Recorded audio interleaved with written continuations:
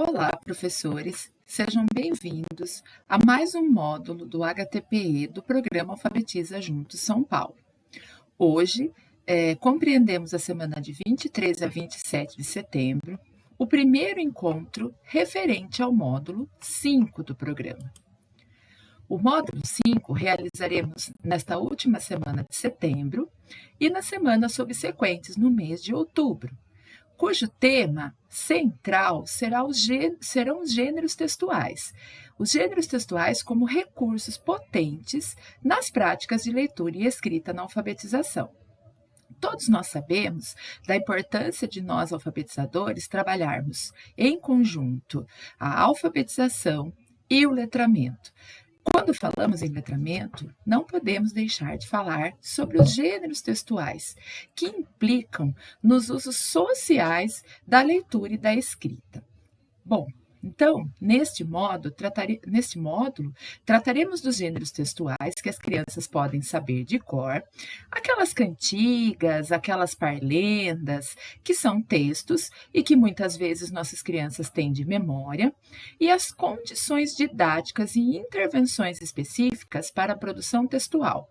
Falaremos sobre escrever, reescrever e revisar o texto escrito. Nós começamos esse encontro com uma sugestão muito especial de leitura para as nossas crianças. Trata-se do livro A Grande Fábrica de Palavras. A Grande Fábrica de Palavras traz como temática uma narrativa onde um país, onde as pessoas, né, não só as crianças, mas as pessoas quase não falam. E nesse estranho país é preciso comprar palavras para poder pronunciá-las. Então, o livro vai falar da história, né, do pequeno Filéias, que precisa de palavras para abrir seu coração para a doce Cibele. Mas como é que ele pode fazer isso se as palavras custam uma fortuna? Então, esse texto traz essa vertente de um país onde as pessoas precisam comprar palavras para poder pronunciá-las. Então, eu trouxe aqui algumas páginas desse livro, né? Mas depois vocês podem procurar nas escolas. É possível que as escolas tenham, porque num dos envios do FNDE foi enviado para a escola esse livro, então é possível que vocês encontrem esse livro nas escolas de vocês. Então, o livro fala em determinado momento que, por exemplo, às vezes as pessoas encontravam palavras no lixo, só que as palavras eram como cocozinho de cabrito, pum de coelho, quer dizer, as pessoas compravam essas palavras, mas como são palavras que têm pouco uso, as pessoas acabavam colocando-as no lixo. O livro também fala que muitas vezes as crianças como Filéias, né, que esse aí é o personagem principal, e tem uma ilustração em alguns momentos muito bonitinha aí para as crianças, caçavam palavras que estavam ao vento. O livro também fala de que muitas vezes existiam as promoções de palavras, mas eram palavras que como é que a gente ia usar, né? Palavras como ventríloco, filodentro, eram esse tipo de palavras que se encontravam nas promoções das palavras. E aí, então, né, segue a história, esse desafio aí do Filéias de se declarar para sua doce Cibele, sem que ele tivesse muito dinheiro para comprar as palavras. E o livro, então, caminha para essa questão dos gestos, né, da importância das palavras, mas quando não se tem as palavras, como é que a gente pode expressar aquilo que a gente sente pelas pessoas. Então, é uma narrativa bastante interessante para a gente trabalhar com as crianças e depois propor algumas questões, né? Nós já viemos há algum tempo debatendo a importância de não só contar boas histórias, bons textos como esses para as crianças, mas também de fazer o pós-história, né? Trabalhar a interpretação, as ideias das crianças acerca daquilo que foi lido. E eu trago como sugestão, depois de atividade de leitura e escrita, essa atividade que é bastante simples.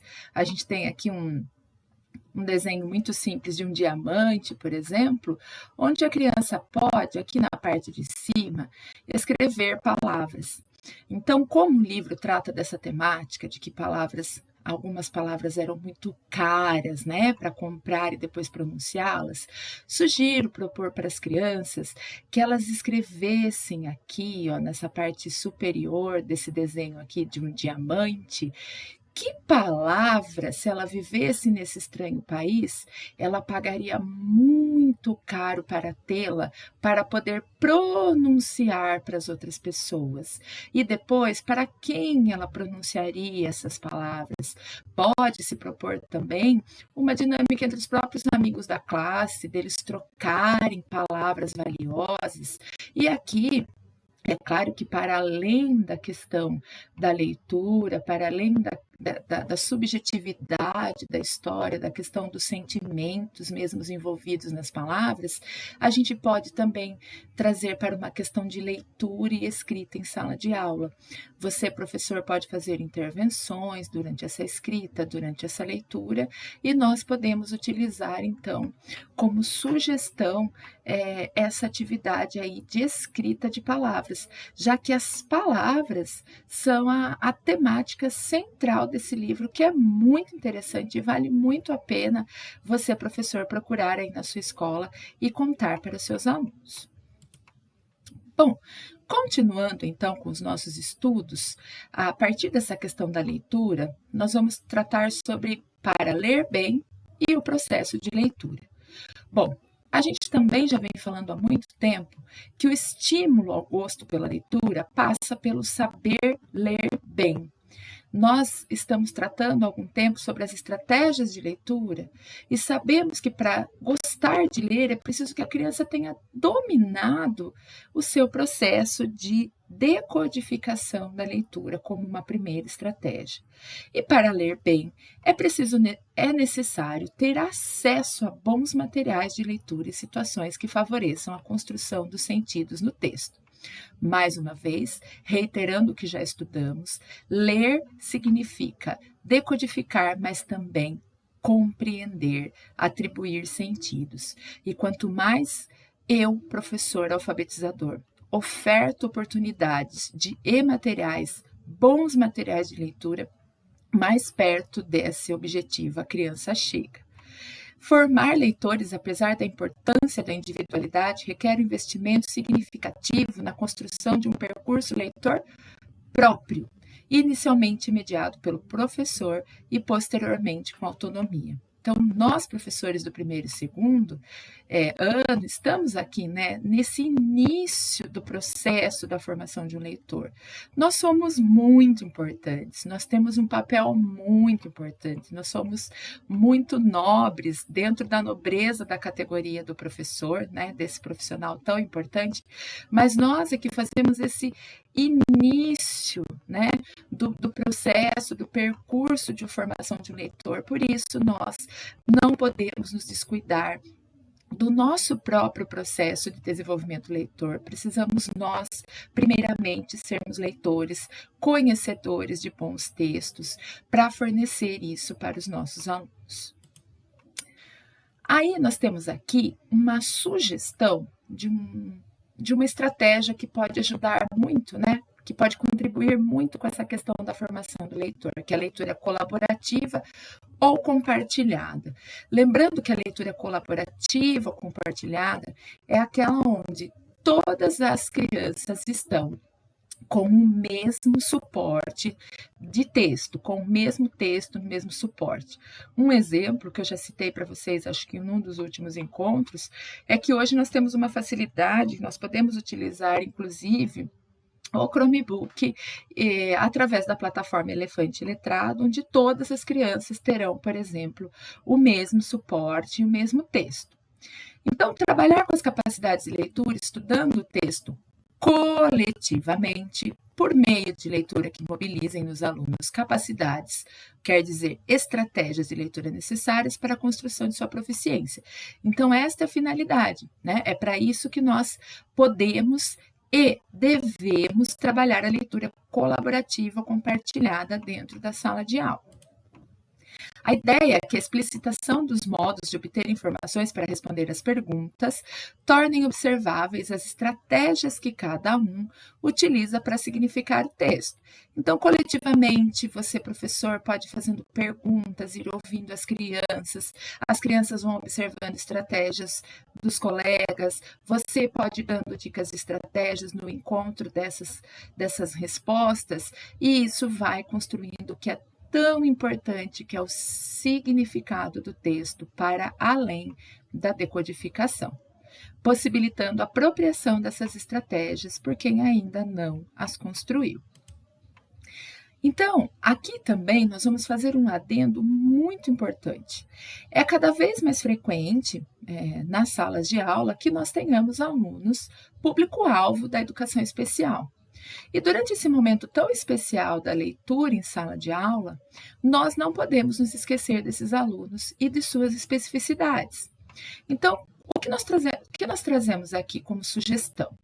Quando houver um estudante surdo na sala de aula, é fundamental não apenas oferecer a tradução em Libras, embora saibamos que ela é muito rara nas salas de aula, mas também fornecer imagens sequenciais que acompanhem a história narrada, facilitando a compreensão do conteúdo.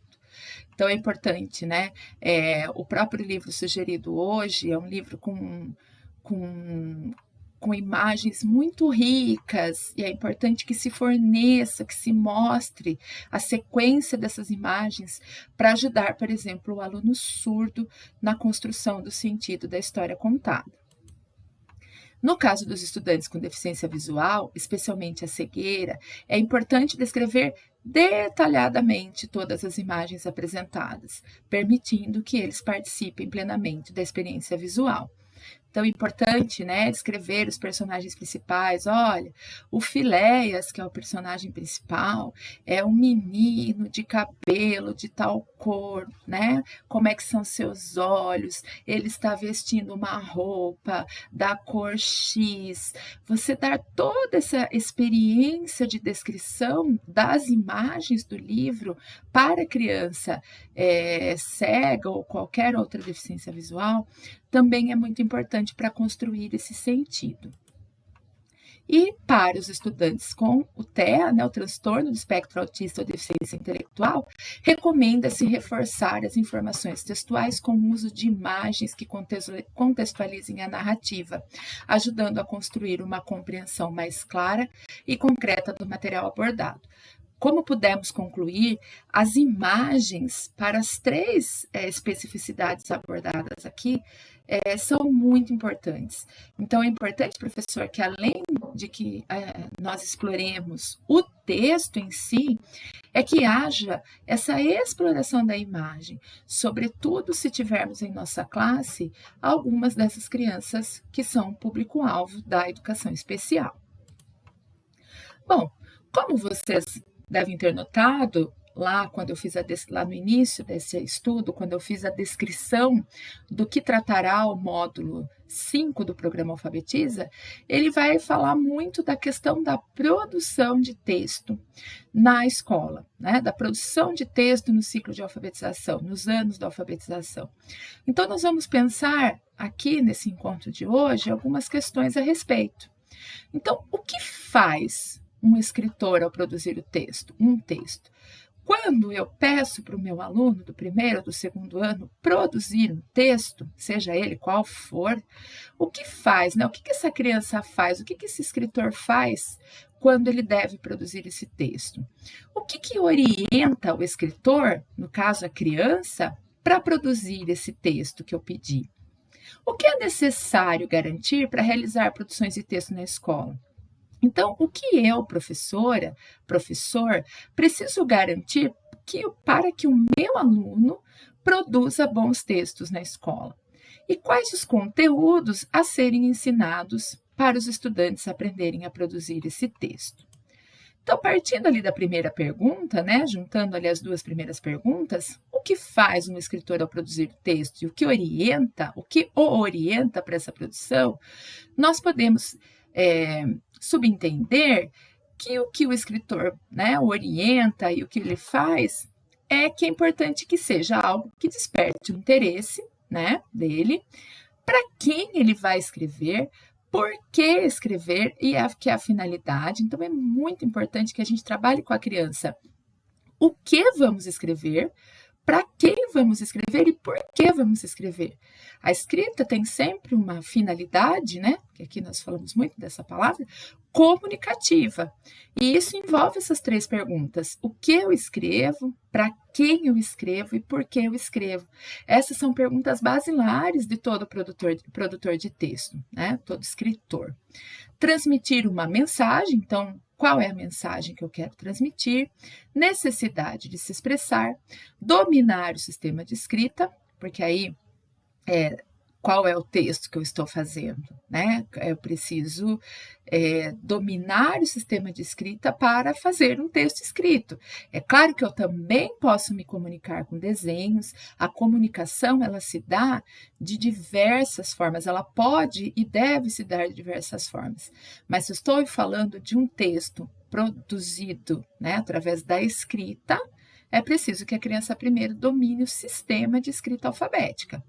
Ter repertório para construir e estruturar um texto, isso é muito importante também da nossa função, né, que envolve a nossa nobreza da nossa função de alfabetizador, que somos nós, né, como escritores mais experientes, que temos que dar essa referência, esse repertório para a criança. Então, estou falando de receita, é preciso que a criança visualize, que a criança tenha em sua mente o que é uma receita, quais são suas estruturas.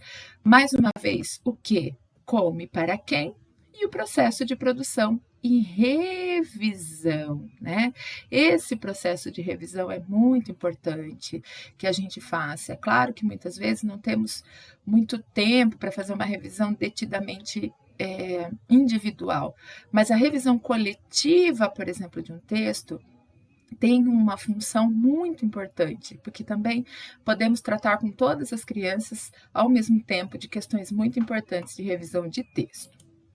O que é necessário garantir para realizar produções de texto na escola? Então, mais uma vez, a finalidade, né? Para que escrevemos aquele texto, os gêneros, o modelo e o repertório. Então, a criança, como é que eu posso pedir para a criança escrever um texto que ela nunca viu, né? Então, o modelo, o repertório, produção coletiva, também é bastante importante colocarmos as crianças em dupla, em trios ou em grupos maiores para fazerem produções coletivas, onde elas podem aprender com os pares, questões que ainda não estão consolidadas da produção de texto, o planejamento desse texto, explorar a oralidade, isso também é bastante necessário. Antes da produção de texto, a exploração da oralidade permite também o repertório.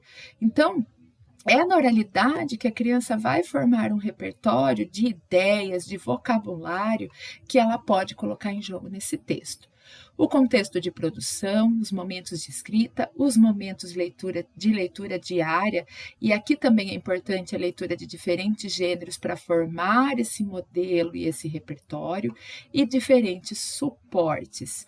Então, nós falamos muito da leitura de textos narrativos, e eles são muito importantes, mas também é interessante que nós, professores, né, que a gente traga para a sala de aula a leitura de diferentes gêneros para que a criança forme repertório e modelo na hora da escrita. E quais os conteúdos a serem ensinados para os estudantes aprenderem a produzir textos? Então, as histórias de memória, que são aquelas que vamos falar hoje, né? Parlendas, músicas, versinhos, leituras das mais diversas, cantigas, sequências didáticas, procedimentos do escritor, vocabulário e ortografia, e o vocabulário vem muito da leitura, gêneros textuais, coesão e coerência, né, os conectivos, e aqui também vem da leitura, sobretudo da criança pequena, que ainda é de 7, 8 anos, né, que a gente pequena no sentido de que iniciando a sua vida ali de produtor, leitor e escritor de textos, ela ainda não tem tanta experiência, por exemplo, com o uso dos conectivos, que são tão importantes para formar a coerência e coesão, mas ela pode ir observando isso através de suas leituras próprias ou ou da leitura do professor para ela, né? Então, ela vai formando ideias a respeito da necessidade de formar coerência e coesão nos textos. O processo de escrita em si, texto oral e texto escrita, e pesquisa. Então, essa questão do aluno pesquisador, vamos escrever sobre o quê? Se não sabemos, né, se não temos repertório, podemos pesquisar antes de escrever, né? Colocar a pesquisa nesse papel importante. Formar um aluno pesquisador é muito importante para que no futuro, né, da sua vida aí acadêmica, enquanto aluno, ao longo do ensino fundamental, ele consiga se utilizar da pesquisa, que também é uma forma de leitura, para angariar conhecimentos novos. Então, algumas considerações da Délia Lerner a respeito dessa questão da produção de texto. Então, o desafio que a escola enfrenta hoje é o de incorporar a todos os alunos a cultura da escrita. É o de conseguir que todos os seus ex-alunos cheguem a ser membros plenos da comunidade de leitores e escritores. Quando ela diz ex-alunos, né, é formar exatamente leitores e escritores para que, quando eles saiam da escola, eles continuem lendo e escrevendo numa sociedade letrada como a nossa. O necessário é preservar o sentido do objeto de ensino, o objeto de ensino, leitura e escrita, para o sujeito da aprendizagem, que é o aluno.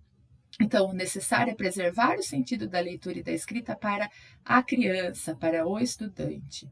E o real é que levar à prática o necessário é uma tarefa difícil. A Délia Lerner, no seu livro Ler e Escrever na Escola, o Real, o Possível e o Necessário, ela trata esse paralelo, né, do que é real, o que é possível e o que é necessário a respeito de ler e escrever na escola.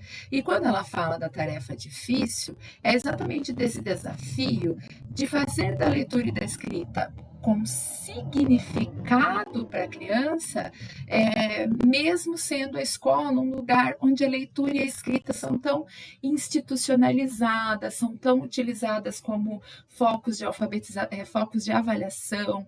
Então, esse é o desafio posto nesse texto da Délia Lerner, né? Que a gente consiga. E ela até diz, né, nesse livro, que ela entende que a escola necessita colocar esses objetivos, essa avaliação, mas que então o desafio posto é ensinar a leitura para além da institucionalização dela na escola, também uma leitura e uma escrita com sentido para as nossas crianças.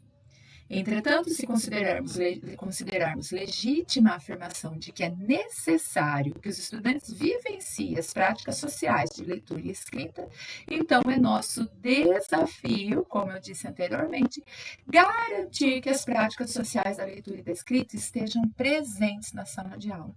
Então, nós, professores alfabetizadores, devemos ofertar essa garantia, né? Trazer para a sala de aula os diferentes tipos de texto, tanto para o momento de leitura, tanto quanto para o momento de escrita, que é isso que vai garantir que os nossos alunos, futuramente, numa sociedade letrada como a nossa, sejam leitores e escritores.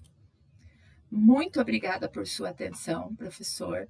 Não se esqueça de registrar a sua presença neste link, que você também receberá da coordenação da sua escola. Obrigada mais uma vez. Aguardo vocês na próxima semana.